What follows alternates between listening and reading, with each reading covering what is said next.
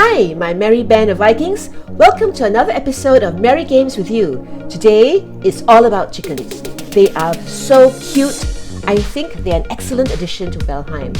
Their clucking sounds add a dimension to the game that makes the game even more believable and immersive. And unlike the howling of wolves, quite soothing, at least to me. So today, we are looking at how we can get them, how to breed them, what we get from them, and why they are so good to have. I mean, there has to be a reason why just one chicken egg costs 1,500 coins. When I first learned how many coins were needed, I was astounded. That is a ridiculous amount, and we need 2 if we want a breeding pair.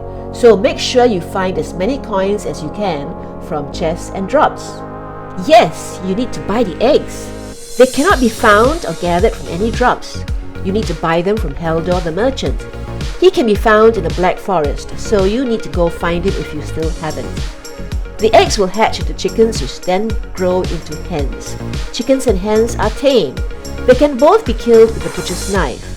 They cannot be killed by regular weapons. Fandom Wiki says the only thing they are susceptible to besides mobs is the obliterator, which could damage them if they are near to it when it is in use.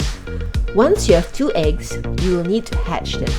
Before you do this, you need to understand it is quite difficult to move the chickens after they are hatched, and you do not want to lose them since the eggs are so expensive. They are capable of wandering off or being killed if they are too near to a fire or by some other mob they run into. This means you should hatch them where you want them to breed and produce more eggs. So think very carefully before you start hatching them. According to Fandom Wiki, you can have 14 hens within 12 meters of each other, and that the population limitation only applies to egg laying, where the sum of hens, chickens and eggs is checked. The Fandom Wiki also says that the maximum number of hens for consistent egg laying seems to be 8. So that means once you reach 14 hens, or the total of hens, eggs and chickens is 14, within 12 meters, no more eggs will be laid. I managed to get about 18 in total within 14 meters when I used the ground pens.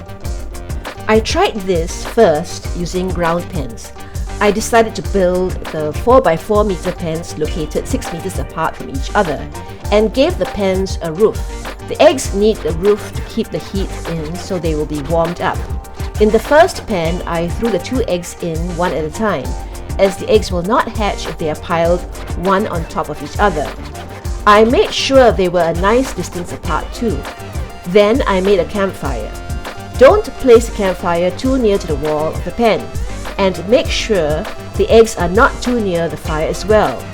This is because chickens can be killed by the fire once they are hatched, and you don't want that to happen. I had no problem getting the first 2 hens from the 2 eggs I bought from the merchant. Once the chickens grow up, you can feed them carrot seeds, turnip seeds, onion seeds, beech seeds, barley or dandelion. When I got more eggs, I spread the eggs out so that I would get at most 4 hens in each pen, and repeated the process with the campfire. When the hens were mature, I fed them carrot seeds since I had plenty of those. You could use barley, but perhaps that is better made into bread or other foods for yourself. All was going well. I was getting plenty of eggs, roughly about 18 eggs within a 14-meter range.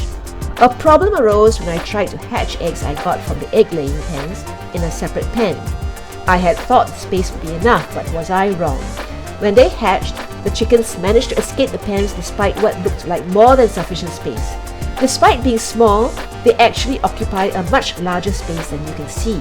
So they climbed each other and got out. Well, this meant I needed a ton of space to allow for hatching chickens. So I scratched the plan for ground pens and went back to my usual elevated pen. After deciding where I wanted the hen farm to be, I began raising dirt or digging down, whichever was needed. Then I built a platform that extended out from the edge of the cliff above the hole. Similar to my wolf and boar farm, I wanted to use the smallest floor tile to hold the egg and eventually the chicken and then the hen. I had a real headache trying to keep the chickens inside the enclosure I made. Eventually, I used 2 layers of iron cage floor bracketed between wood beams.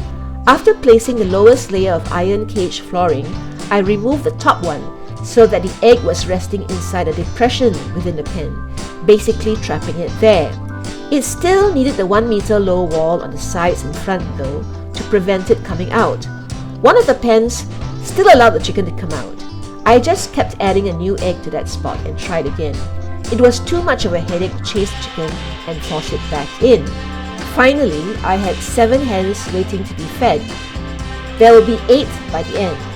I decided on barley this round and all was going well.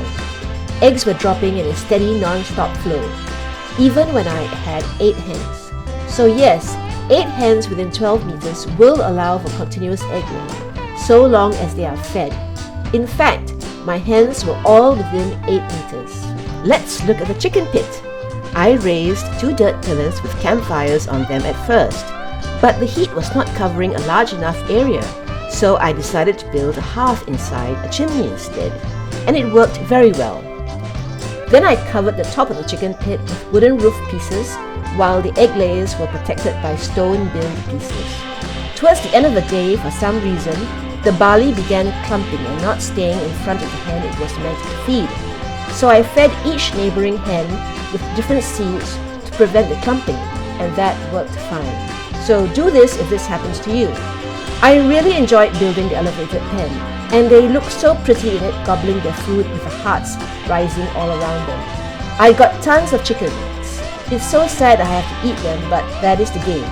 Now that we have an abundance of chickens, what kind of recipes can we make with eggs and chicken meat? Well, an egg in a cauldron will give you a cooked egg. A cooked egg gives you 35 health and 12 stamina and lasts for 20 minutes. This is the easiest to make, and it only needs a level 1 cauldron. Chicken meat is also easy to make. You only need the cooking station to make it. It gives 60 health, which is not bad, and 20 stamina. It lasts for 20 minutes.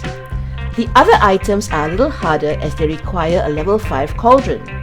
You will only be able to make this upgrade once you have black marble from the Mistlands. Once we have the mortar and pestle for the level 5 upgrade, we can make the mushroom omelette.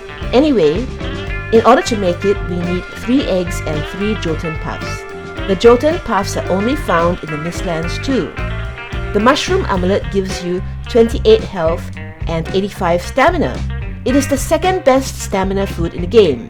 It lasts for 25 minutes and gives really good stamina. And although it is time consuming to make, it is not too hard to do. Now for the pièce de résistance, or the best food in this case. Before we can cook the honey glazed chicken, the second best health food in the game, currently, we have to make the uncooked honey glazed chicken in a level 5 cauldron with 1 chicken meat, 2 honey and 2 Jotun puffs. When that is ready, it goes into the stone oven to make the honey glazed chicken. Take it out promptly or it will turn into coal. It gives 80 health and 26 stamina and lasts for 30 minutes, a very long time. And it gives 5 HP per tick. Although it gives less health and stamina than the Mist Hair Supreme, the best food in the game, it lasts 5 minutes longer. And although it is on par with the serpent stew and the meat platter, chicken meat is far easier to get hold of. Well, that's it for this episode. In the next one, we explore the Mistlands, discover a diverger base, build a small base where we can harvest our first Mistland materials that we need for benches, weapons and armor, and a small farm to grow Jotun puffs. Well, I hope you enjoyed this video. Give me a thumbs up and subscribe if you haven't already done so. It will keep you notified when my next video comes out. See you next time, my merry Vikings. Bye all!